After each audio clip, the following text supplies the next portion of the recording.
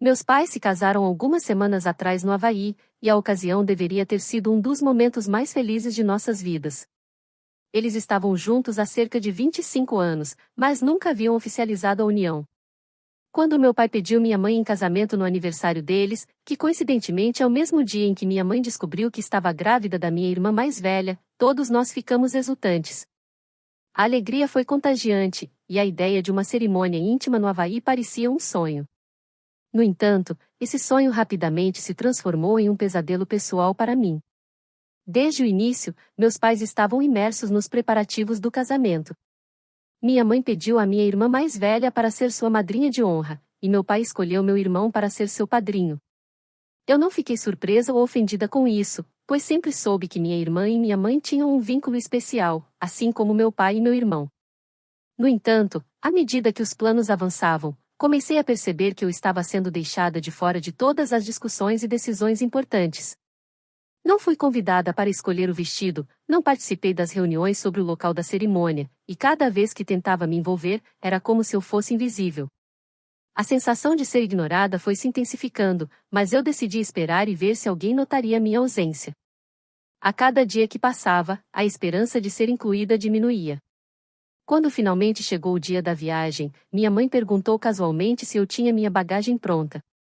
Foi então que percebi o quão grave era a situação. Eles nem sequer haviam comprado uma passagem para mim. A confusão e a dor que senti naquele momento foram indescritíveis. Eu era a única pessoa da família que não tinha um papel no casamento, e agora parecia que eu nem sequer fazia parte da família.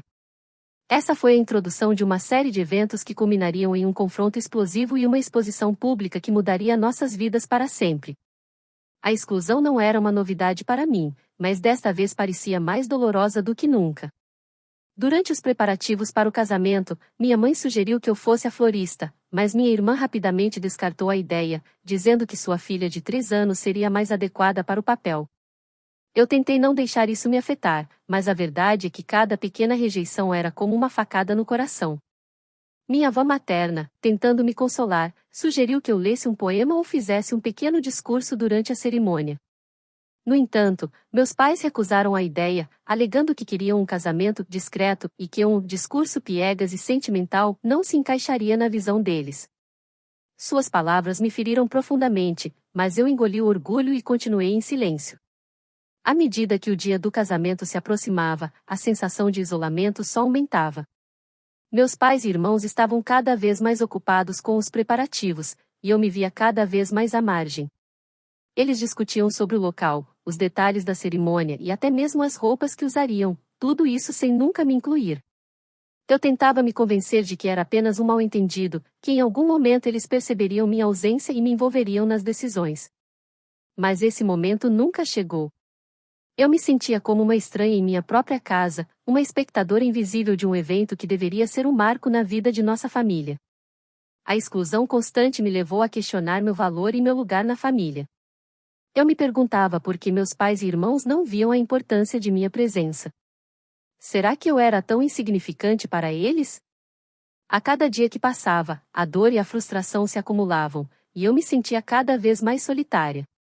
Eu tentava encontrar consolo em meus amigos, mas a verdade é que nada poderia preencher o vazio deixado pela rejeição de minha própria família.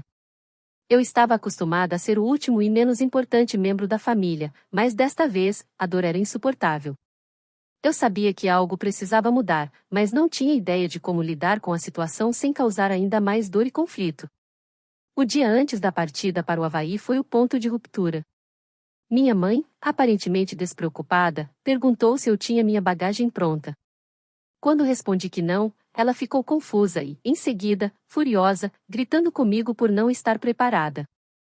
Foi então que perguntei calmamente se eu tinha uma passagem. O rosto dela ficou pálido, e a verdade veio à tona: eles haviam esquecido de comprar uma passagem para mim. A sensação de ser esquecida foi devastadora. Meu pai, tentando minimizar a situação, sugeriu que comprassem uma passagem de última hora em uma companhia aérea barata. Mas a questão não era apenas a passagem, era o fato de que eu não tinha um vestido, não tinha sido incluída em nenhuma das preparações e, essencialmente, não tinha lugar naquele evento. A discussão que se seguiu foi intensa e dolorosa. Meus pais tentaram justificar sua negligência, dizendo que eu nunca fui uma garota feminina e que poderia usar qualquer coisa. A raiva e a dor que senti naquele momento foram indescritíveis. Eu queria desesperadamente ser parte daquele momento especial, mas a realidade era que eu havia sido completamente excluída. Quando meus pais me acusaram de me fazer pequena intencionalmente para que eles me esquecessem, percebi o quão distorcida era a percepção deles sobre mim. A discussão culminou com eles me dizendo que, se eu fosse manter aquela atitude, poderia muito bem pular o casamento. Com lágrimas nos olhos e um nó na garganta, respondi desafiadoramente: tudo bem. Fui para o meu quarto, sentindo-me mais sozinha do que nunca. Na manhã seguinte, acordei com o som das malas sendo arrastadas e portas se fechando. Minha família estava partindo para o Havaí sem mim. A casa, de repente, parecia vazia e fria. Eu me sentei na cama, tentando processar tudo o que havia acontecido.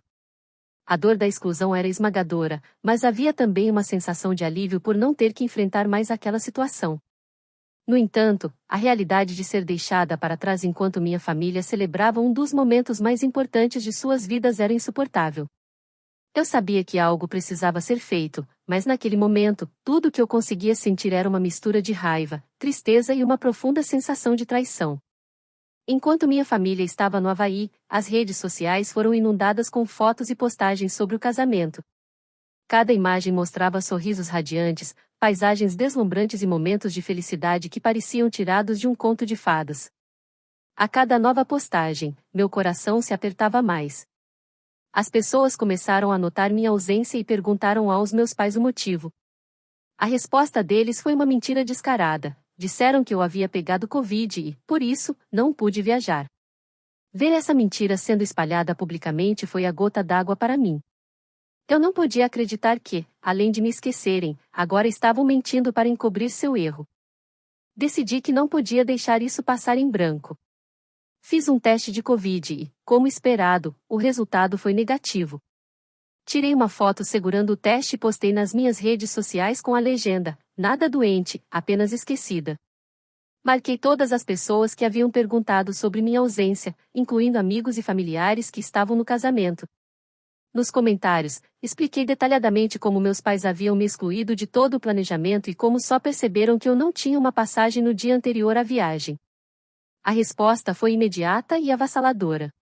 Muitas pessoas ficaram do meu lado, expressando choque e indignação com a situação. Outros não conseguiam acreditar e achavam que devia haver mais na história. A repercussão foi enorme e rapidamente ofuscou o casamento dos meus pais. O que deveria ter sido um momento de celebração para eles se transformou em um escândalo familiar. Mensagens de apoio e críticas começaram a inundar minhas redes sociais, e eu me sentia dividida entre a satisfação de finalmente ser ouvida e a culpa por ter exposto minha família dessa maneira. Quando meus pais e irmãos voltaram do Havaí, a atmosfera em casa era tensa e carregada. Eles me atacaram furiosamente, chamando-me de imatura e mimada. A discussão foi intensa, e eu me vi questionando se havia feito a coisa certa. A sensação de ter arruinado o casamento deles era esmagadora, mas ao mesmo tempo, eu sabia que precisava defender minha própria dignidade e valor. Quando meus pais e irmãos voltaram do Havaí, a casa estava carregada de tensão. Eles não perderam tempo em me confrontar, acusando-me de ter arruinado o casamento deles com minhas ações impulsivas. As palavras que usaram foram duras e cortantes, me chamando de egoísta e imatura. Cada acusação era como uma facada no coração, mas eu sabia que precisava me defender. Tentei explicar que minha intenção não era arruinar o casamento, mas sim expressar a dor de ser esquecida e excluída de um momento tão importante. No entanto, meus argumentos pareciam cair em ouvidos surdos, e a discussão rapidamente se transformou em um ataque unidirecional contra mim. A cada dia que passava, a atmosfera em casa ficava mais insuportável. Meus pais e irmãos mal falavam comigo, e quando o faziam, era apenas para lançar mais críticas e acusações. Eu me sentia cada vez mais isolada e deprimida, questionando se havia feito a coisa certa ao expor a verdade nas redes sociais. A culpa começou a me consumir, e eu me perguntava se poderia ter lidado com a situação de uma maneira diferente. Talvez, se eu tivesse falado sobre meus sentimentos antes, as coisas não teriam chegado a esse ponto. Mas, ao mesmo tempo, eu sabia que minha voz precisava ser ouvida, mesmo que isso significasse enfrentar as consequências. A falta de conexão com minha família se tornou ainda mais evidente. Eu me sentia como uma estranha em minha própria casa, incapaz de encontrar consolo ou apoio. Comecei a duvidar de tudo, desde minhas ações até meu próprio valor. A solidão era esmagadora, e eu ansiava por um lugar onde pudesse me sentir aceita e valorizada. A situação me fez refletir profundamente sobre a dinâmica familiar e como eu sempre fui deixada de lado. Talvez eu pudesse ter feito mais para me conectar com eles, mas a verdade é que sempre me senti como uma peça fora do lugar. Agora, com a relação ainda mais desgastada, eu sabia que precisava encontrar uma maneira de seguir em frente e reconstruir minha autoestima, mesmo que isso significasse fazer isso sozinha. O que achou dessa história? Você acha que eu realmente estava errado? Qual seria seu conselho para mim? Me deixe saber nos comentários. Se você gostou desse vídeo, demonstre seu apoio ao canal deixando seu like e um comentário e considere ser um membro do canal clicando aqui embaixo no inscreva-se. Muito obrigada a todos por assistirem até aqui.